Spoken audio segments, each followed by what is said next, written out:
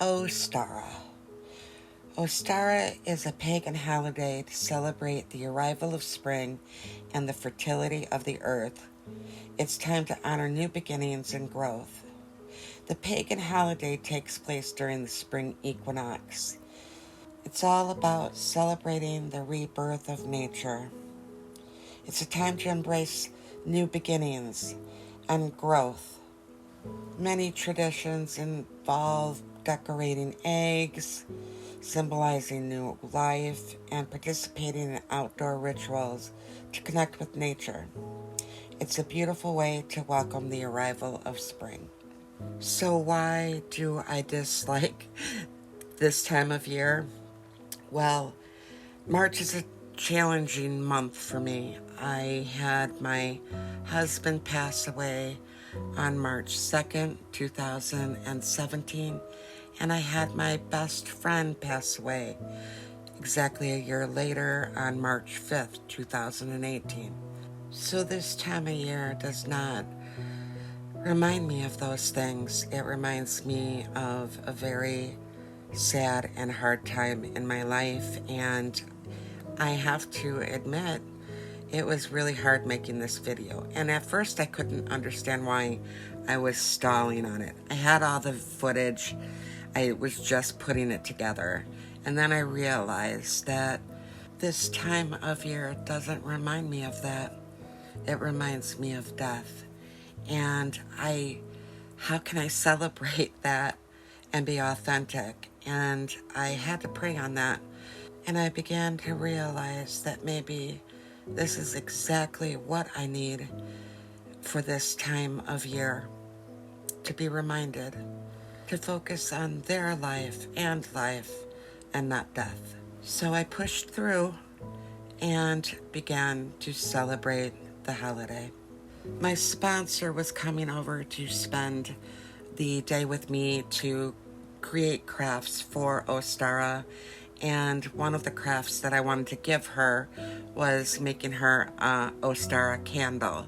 And I had picked up this kit from Becoming Native to learn how to roll some beeswax candles.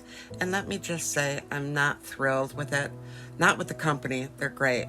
Beautiful packaging, everything. And the stuff is really easy to use.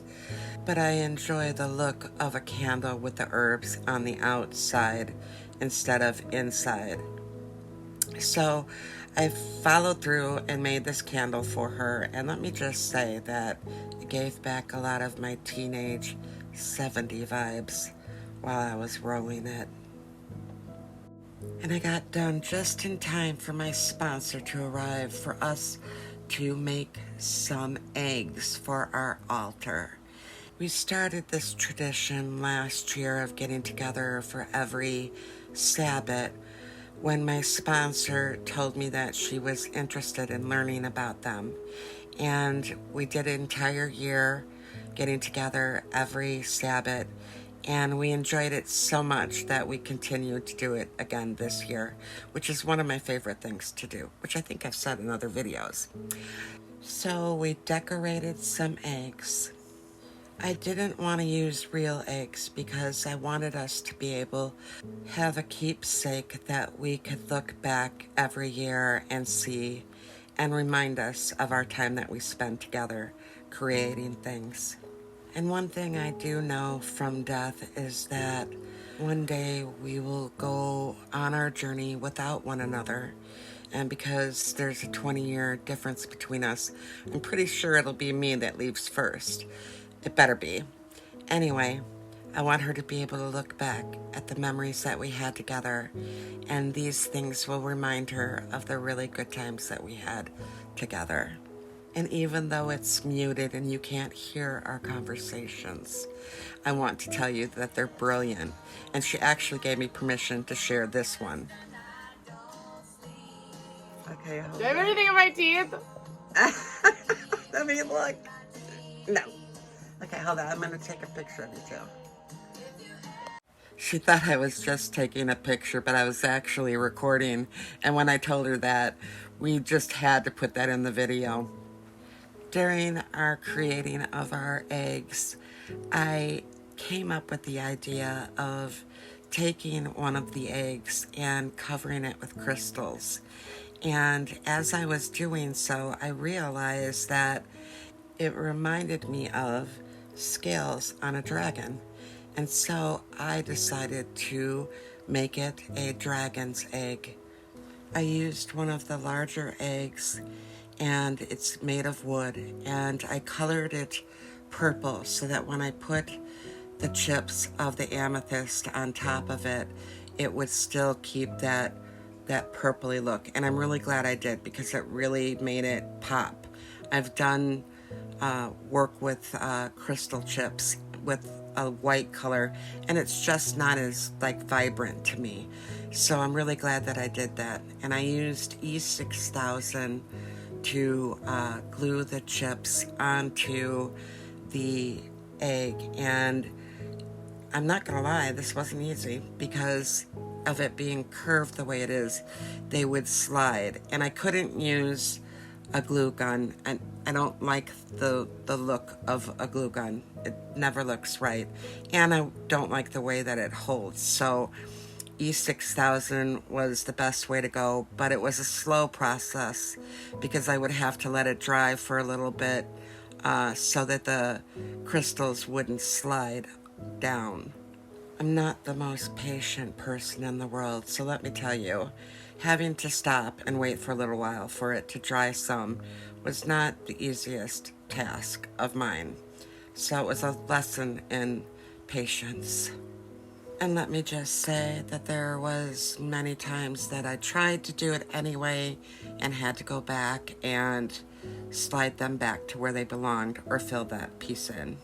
But I was so pleased with the way it turned out that I made a fairy one using a smaller egg and smaller crystal chips that I'll show you when I show the altar.